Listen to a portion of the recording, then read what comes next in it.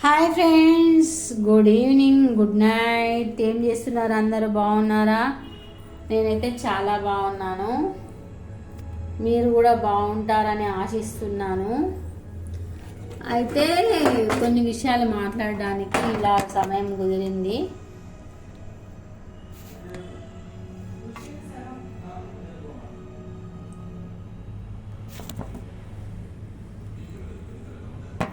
ఇలా సమయం కుదిరిందనమాట. చాలా రోజులైంది కదా వీడియో చేసి, అందుకని వీడియో చేద్దామని చేస్తున్నాను. ఈరోజు ఒక ఇన్సిడెంట్ జరిగింది.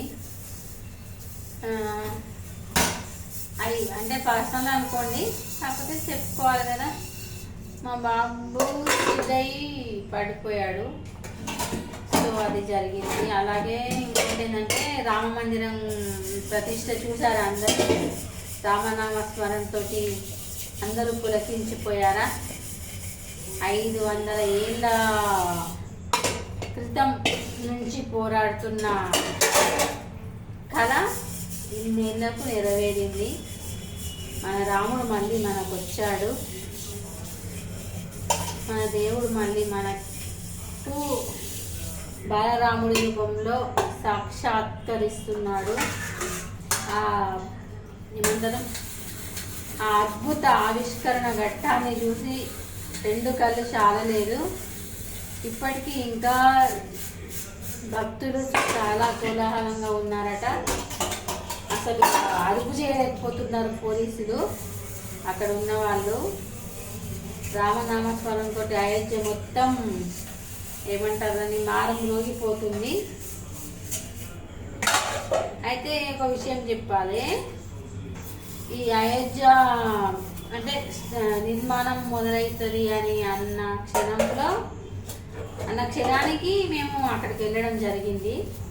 అప్పటికి ఇంకా కట్టడానికి ఇటుకలు వచ్చాయి. 150,000 ఇటుకలు అప్పుడు చూసాం మేము. 150,000 ఇటుకల మీద మీకు చెప్పాను అనుకుంటా ఇంతకుముందు. 150,000 ఇటుకల మీద జై శ్రీరామ్ జై శ్రీరామ్ అని రాసి ఉంది. పెద్ద పెద్ద రాళ్ళ కట్టడాలు అవన్నీ చూపించాడు టూరిస్ట్ గైడ్. ఆ నేలపై అడుగు పెట్టినందుకు నేనైతే చాలా గర్వపడుతున్నా. నేను వెళ్ళొచ్చిన తర్వాతనే అభివృద్ధి జరిగిందనే ఒక సంతోషం నాలో ఉండిపోయింది. అయోధ్య, నైమిషారణ్యము, తర్వాత త్రివేణి సంగమం, ప్రయాగ, అయోగ, బుద్ధగయ అవన్నీ తిరిగేసి కాశీ ఇవన్నీ తిరిగి వచ్చినాము. నా జన్మనైతే ఈ జన్మకు ఇది మానవ జన్మ ఎత్తినందుకు అన్ని పుణ్యక్షేత్రాలు తిరిగాను అన్న ఒక సంతృప్తి అయితే నాలో ఉంది. నా పూర్వజన్మ ఏ జన్మలో చేసుకున్న పుణ్యము అలా చూడడం జరిగింది. అలాగే నేను పూర్తిగా సరయూ నదిని, కాశీని అంటే డెవలప్ కాకముందు చూసినందుకు నాకు ఎంతో చాలా సంతోషంగా అనిపించింది. నేను వెళ్ళొచ్చిన తర్వాతనే అభివృద్ధి జరిగింది అనేది ఒక పెద్ద గొప్పగా చెప్పుకుంటా నేను. ఎందుకంటే నేను ఫీల్ అవుతున్నా, నేను పాదం మోపిన తర్వాతనే ఇక్కడ డెవలప్ జరిగింది అని నేను గొప్పగా చెప్పుకుంటా. అంటే అది ఎప్పటి నుంచో, అంటే నీ గొప్ప ఏముంది ఇక్కడ చేసిన వాళ్ళ గొప్ప అని మీరు అనొచ్చు కాక, కానీ నేను వెళ్ళినప్పుడు అక్కడ మొత్తం ఇసుక, నీళ్ళలు అవన్నీ ఉన్నాయి. అవి నాకు ఎంతో ఆవేదన కలిగించింది. అయినా కూడా రాముడు తిరుగాడిన నేలపై నేను అడుగుపెట్టినందుకు నేను చాలా గర్వించిన. అప్పటి ఫోటోలు, అప్పటి వీడియోలు అన్నీ ఉండేవి, కానీ కొన్ని కారణాల వల్ల అన్నీ డిలీట్ చేయడం జరిగింది. కాదు, ఫోను నీళ్ళల్లో పడడం వల్ల అవన్నీ పోయాయి అన్నమాట. పోయి కొత్త ఫోన్. కానీ ఆ జ్ఞాపకాలు అనేటివి మనకు ఎల్లకాలం ఉంటాయి కదా. మన కళ్ళతో చూడటం, మన కళ్ళు చేసుకున్న అదృష్టం, ముఖ్యంగా నా కళ్ళు చేసుకున్న అదృష్టంగా నేను భావిస్తున్నా. ఎందుకంటే అసలు చూడలేని ప్రదేశాలు కదా, ఎవరు కళలో కూడా ఊహించరు. ఇంకోటి ఏంటంటే అంటే నానుడి అనమాట, కాశీకి వెళ్ళిన వాళ్ళు తిరిగి రారు అన్నది ఒకటి నానుడి ఇంతకుముందు ఉండేది అప్పట్లో. ఎందుకంటే అప్పుడు దూర ప్రయాణం, కాలినడకన ప్రయాణము, అంటే అప్పట్లో అంటే నేను పుట్టక ముందు సంగతి చెప్తున్నా, మా అమ్మమ్మలు నానమ్మలు ఉన్న కాలం సంగతి చెప్తున్నా. కాశీకి వెళ్తున్నారంటే ఇంకా వాళ్ళు తిరిగి రారు, జీవన్ముక్తి కోసమే వాళ్ళు వెళ్తున్నారు, అలా ఏమంటారు, వాళ్ళ జీవితాన్ని అంతం చేసుకోవడానికే ఆ పుణ్యక్షేత్రానికి వెళ్తున్నారు అనేది ఒక అపోహ ఉండే.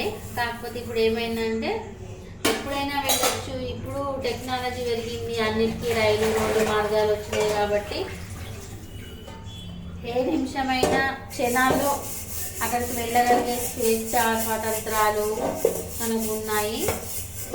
అలాగే ఇప్పుడు అయోధ్యలో భక్తులు చాలా ఉన్నారట. వాళ్ళకి ఫ్రీ పాస్లు, అంటే ఫ్రీ పాస్ ఆన్లైన్ బుకింగ్ ఉంది, ఆన్లైన్లో బుక్ చేసుకోవచ్చు. అలాగే అంటే అక్కడ లోకల్లో ఉన్న వాళ్ళకి మొదట వచ్చిన వారికి మొదటి ప్రాధాన్యం అని పెట్టి వాళ్ళు ట్రస్ట్ వాళ్ళు క్యూఆర్ కోడ్ను అరేంజ్ చేశారు.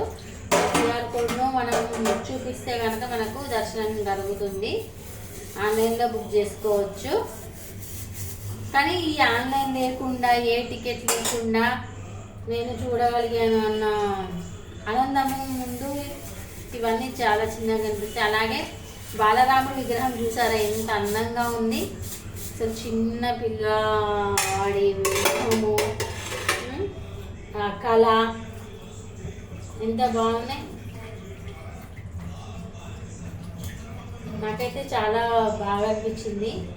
నేను అది చూస్తూ ఉండిపోయినా, నా కళ్ళల్లోంచి నీళ్ళు కారుతున్నాయి, అయినా చూస్తూ ఉండిపోయినా. నాకైతే టీవీలోనే చూసిన, కానీ బాగా అనిపించింది. అరే ఇదంతా నేను తిరిగిన నేరనే కదా అని అనిపించింది. అయితే కాశీకి వెళ్ళినప్పుడు ఇంతకుముందు మీకు చెప్పాను నేను గుర్తులేదు, కానీ కాశీకి వెళ్ళినప్పుడు అక్కడ సౌకర్యాలు సరిగా లేవు, ప్లస్ అన్నీ దుకాణాల షాప్స్ అనమాట. ఆ షాప్స్ అన్నీ తీయించారు పాపం వాళ్ళు. తీయించేసి రోడ్డు విస్తరణ చేశారనమాట. రోడ్డు విస్తరించి ప్రయాణికులకు, భక్తుల కోసం పెద్దగా రోడ్లు పెట్టేసి వెడల్పు చేశారు. అదొకటి. అలాగే సరైన నదిలో నేను దిగి స్నానం చేసి ఆ నీళ్ళు కూడా తెచ్చుకున్నాం మేము.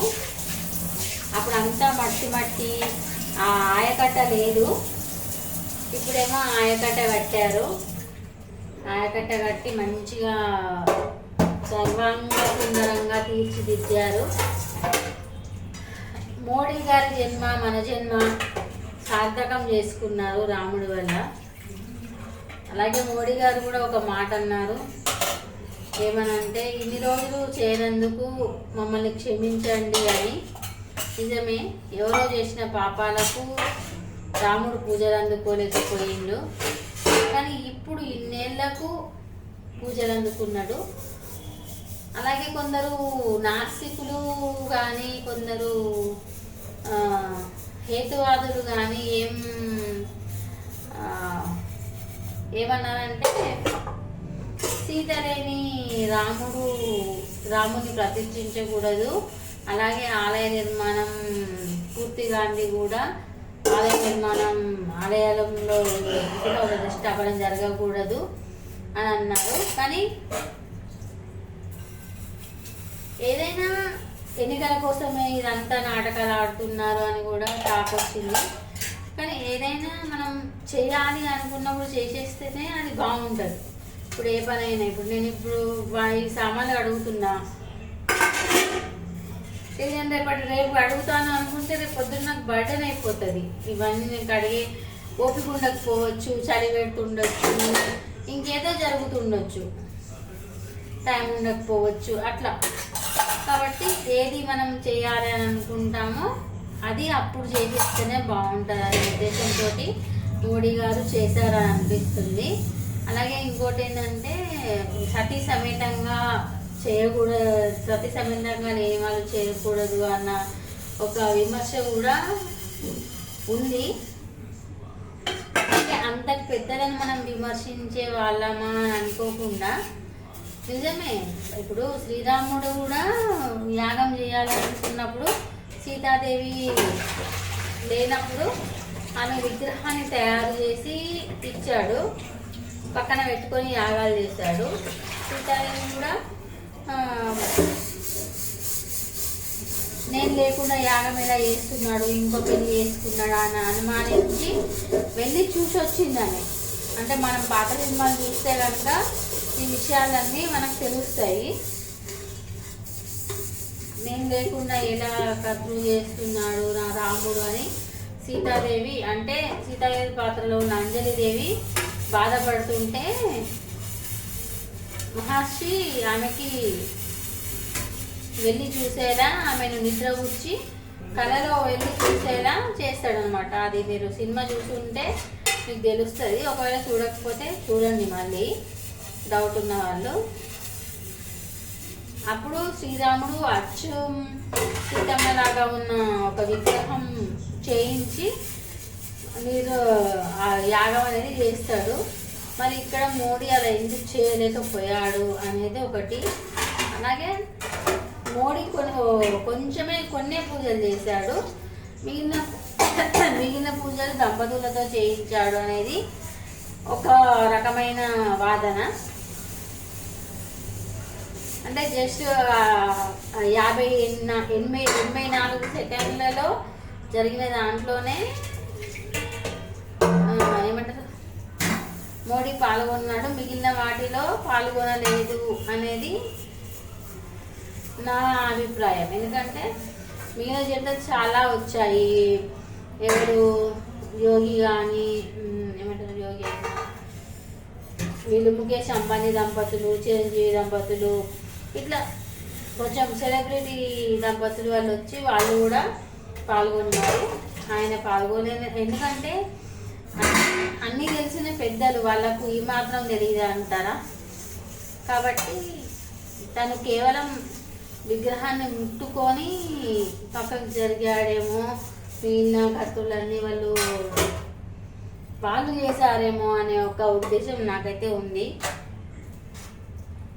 అని నేను అభిప్రాయపడుతున్నా. వేరే వాళ్ళు ఏం అభిప్రాయపడుతున్నారో తెలియదు. నేను చెప్పాను కదా, చాలామంది భార్య లేకుండా ఎలా చేస్తారు అది ఇది అని చెప్పి విమర్శన అస్త్రాలు గుప్పించారు. సో ఏంటంటే ఇక్కడ ఎవరు చేసిండ్రు అన్నది పక్కన పెడితే, ఎవరు చేశారు, ఎలా చేశారు, వాళ్ళు పాటించిన నియమాలు, నిష్టలు, ఇవన్నిటిని పక్కన పెట్టేస్తే హిందువుల కళ రాముణ్ణి బాబరు కూల్చివేసి రామమందిరాన్ని కూల్చివేసి మసీదును కట్టడము, ఇవన్నీ అప్పుడు జరిగాయి. ముస్లింలు అది చేయడము. తర్వాత కొన్ని దశాబ్దాల పాటు కోర్టులో నలిగి ఇన్నేళ్ల తర్వాత ఇప్పుడు మనకు అనుకూలంగా తీర్పు వచ్చి ఆలయాన్ని నిర్మించాల్సిందే అనే ఒక తీర్పుతోటి ఆలయ నిర్మాణం జరిగింది. ఆలయ నిర్మాణం జరగడానికి కూడా చాలా కాలం పట్టింది. అది కూడా సగమే చేశారు. మరి సగం చేసినప్పుడు మరి హనుమంతుడు ఎక్కడ? అంటే చిన్నప్పటి నుంచి ఉన్న వీళ్ళు ఎవరు అన్నదమ్ములు రామ లక్ష్మణ భరత శత్రుఘ్నులు వీళ్ళు ఉన్నారు కదా, మరి వీళ్ళని ఎందుకు ప్రతిష్ఠించలేదు అన్న ఒక అది కూడా ఉంది. ఎందుకు ప్రతిష్ఠలంటే ఏదైనా పని మనం మొదలుపెట్టినప్పుడు అన్నీ ఒకటేసారి చేయలేము. ఒక్కొక్కసారి మెల్లమెల్లగా చేసుకుంటూ వస్తుంటాం అన్నమాట. అందువల్ల వాళ్ళు ప్రతిష్ఠించలేకపోయారు, లేకపోతే విగ్రహాలు పూర్తి కాలేదు. ఇవన్నీ ఆలోచించాలి. వాళ్ళ సమస్యలు ఏంటి అనేది కూడా మనం ఆలోచించి మాట్లాడాలి. కాబట్టి అయితే నేనైతే ఏమనుకుంటున్నాను అంటే, ఇన్నేళ్ల తర్వాత అయినా మనకు ఆ రాముడి సాక్షాత్కారం లభించింది. నాకు అనిపించిన విషయం మీతో షేర్ చేసుకోవాలి, మీతో పంచుకోవాలి. ఆ సమయంలో నేను ఎలా రియాక్ట్ అయ్యాను, నేను ఎలా స్పందించాను, మీరు ఎలా స్పందించారు అనేది తెలుసుకోవాలని ఒక ఉద్దేశంతో నేను మాట్లాడడం జరుగుతుంది. అయితే ఇప్పుడు నేను చెప్పిన అనుమానాలన్నీ నాకు వచ్చాయి, కాకపోతే నేను అంత ఎక్కువ ఆలోచించలేకపోయినా. ఎందుకంటే 500 ఏళ్ళ కళను సాకారం చేసిన కళ కోసం ఎదురు చూస్తున్నాం కాబట్టి మనం ఇవన్నీ చాలా చిన్నగా అనిపించినాయి నాకైతే. ఏమైతేనేం బాలరాముడు ప్రతిష్టాపన అయితే జరిగింది, ప్రాణ ప్రతిష్ఠ జరిగింది. రేపో ఎల్లుండో వచ్చే రోజుల్లో పెద్ద రాముడి పట్టాభిషేకం జరుగుతుంది. తర్వాత మళ్ళీ సీతారామ కళ్యాణం, అంటే ఇప్పుడు సీతారాముల కళ్యాణం వస్తుంది. శ్రీరామనవమి రోజు సీతారాముల్ని ప్రతిష్ఠిస్తారు అని నేను అనుకుంటున్నా. మీ అభిప్రాయం ఏంటి అనేది కామెంట్లలో చెప్పండి. నేను వ్యూస్ కూడా ఎక్కువ వస్తలేవు నా ఛానల్కి. నేను కూడా ఈ మధ్యలో కొంచెం బిజీ అయిపోయి చాలా వీడియోస్ చేయట్లేదు, కుకింగ్ వీడియోస్ కదా. నా పని అంతా ఇట్లనే ఉంటుంది.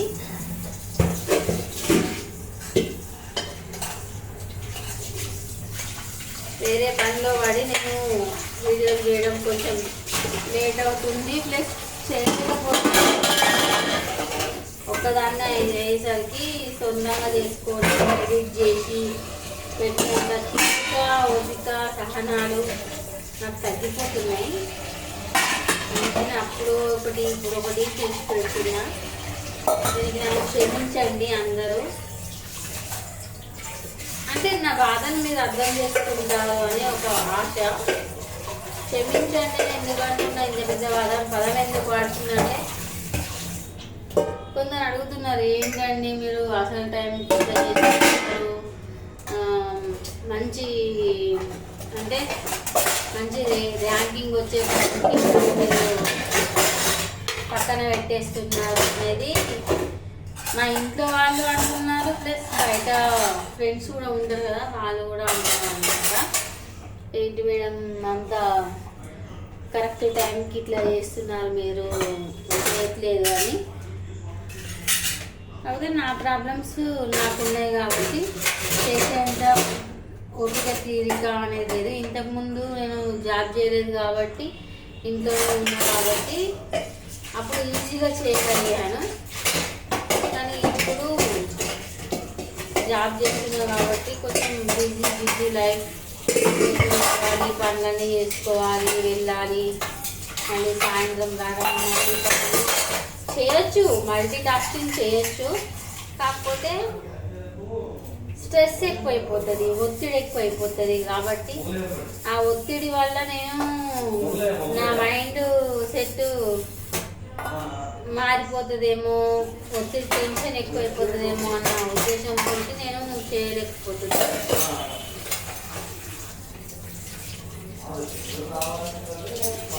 అన్నీ చూసుకోవాలి కదా, అందుకే చాలా వరకు తగ్గించాను చేయడం. ఈరోజు కూడా చేయాలని లేదు, కాకపోతే రాముని విగ్రహ ప్రతిష్ఠ జరిగింది కాబట్టి అందరి అభిప్రాయం తెలుసుకుందామని, అలాగే నా అభిప్రాయం కూడా చెప్పాలని, అలాగే కొన్ని ప్రశ్నలు అడగాలి. అంటే ఇప్పుడు అడిగినట్టుగా సీతను ఎందుకు పెట్టలేదు, సీత ఏం చేసింది, అలాగే కొందరికి అంటే ఇప్పుడు రాష్ట్రపతి ద్రౌపది ముర్ముకి ఆహ్వానం అందలేదు, అలాగే గవర్నర్ తమిళసైకి ఆహ్వానం అందలేదు, ఇంకా కొంతమందికి ఆహ్వానాలు అందలేదు, ఆహ్వానాలు అన్న వాళ్ళు కూడా వెళ్ళలేదు. కొందరికి ఆహ్వానాలు వచ్చినా కూడా వాళ్ళు వెళ్ళలేకపోయారు. అంతటి అదృష్టాన్ని వాళ్ళు మిస్ చేస్తున్నారు అని నా భావన.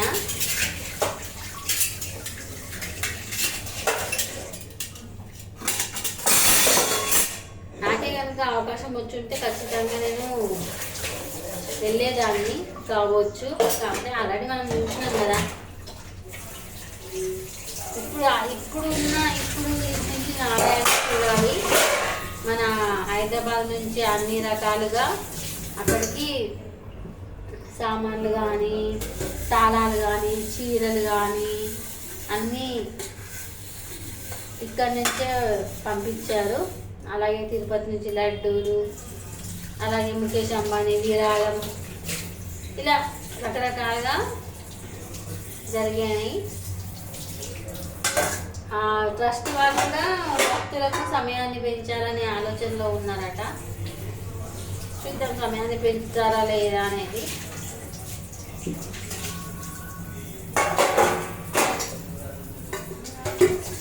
ఈ సమయాన్ని పెంచితే కొంతలో కొంత ఉపశమనం. పోలీసులు కూడా కంట్రోల్ చేయలేకపోతున్నారంట భక్తులని. ఇవన్నీ టీవీలో చూస్తే ఉంటారు మీరు కూడా, నేను టీవీలో చూసి చెప్తున్నాను.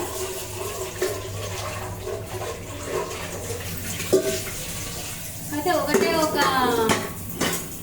సంతోషం, ఆనందం ఏంటంటే నేను చూసిన ఆల్రెడీ అనేది నాకు చాలా గొప్ప ఫీలింగ్ అనమాట. అది మహాద్భుతమైన ఫీలింగ్. అది నేను చూసిన తర్వాతనే అభివృద్ధి జరిగింది అని. ఇంకొక విషయం కూడా మీతో షేర్ చేసుకోవాలి. నిజంగా మేము కాశీకి వెళ్ళి వచ్చిన తర్వాతనే అక్కడ అభివృద్ధి జరిగింది. నిజంగా మేము యాదగిరి గుట్టకు వెళ్ళిన తర్వాతనే అక్కడ అభివృద్ధి జరిగింది. నిజంగా మేము తిరుపతికి వెళ్ళినప్పుడు, కాశీకి వెళ్ళినప్పుడు అక్కడ నిత్య టిఫిన్స్ స్టార్ట్ అయ్యాయి. అంటే ఫ్రీ టిఫిన్స్ అనమాట. కాశీలో ఫ్రీ టిఫిన్స్ స్టార్ట్ అయ్యాయి. తిరుపతిలో ఎప్పటి నుంచో ఆనవానం అయితే ఉన్నది. నేను తిరుపతికి 2 సార్లు వెళ్ళి వచ్చాను. నైమిషారణ్యం వెళ్ళాను, కాశీ వెళ్ళాను, అయోధ్య వెళ్ళాను, గయా వెళ్ళాను, త్రివేణి సంగమం వెళ్ళాను. అన్నీ దాదాపు అన్నీ కవర్ చేశాను. మన ఆంధ్రలో అన్నవరం సత్యనారాయణ స్వామి, భద్రాచలం, ఈ గోర్రా గుహలు ఇట్లాంటివి తప్ప మిగతా అన్నీ దాదాపు కవర్ చేశాను.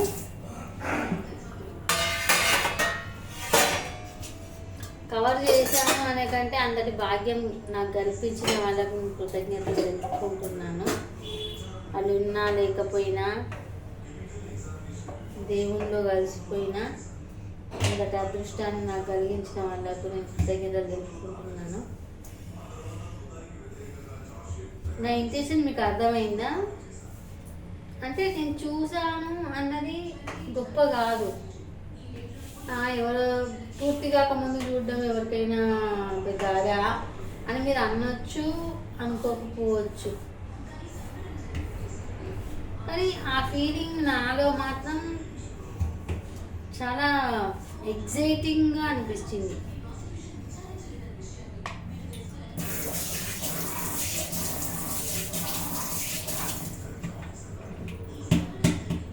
టీవీలో చూసిందంతా ఒక ఎత్తు అయితే, మనం ఓన్గా చూసింది ఒక ఎత్తు. అంటే కళ్ళారా చూసింది ఒక ఎత్తు, టీవీలో చూసిందంతా ఒక ఎత్తు. అందుకే భక్తులు ఏ గుడులు గోపురాలు టీవీలో కనిపించినా ఏం చేస్తారంటే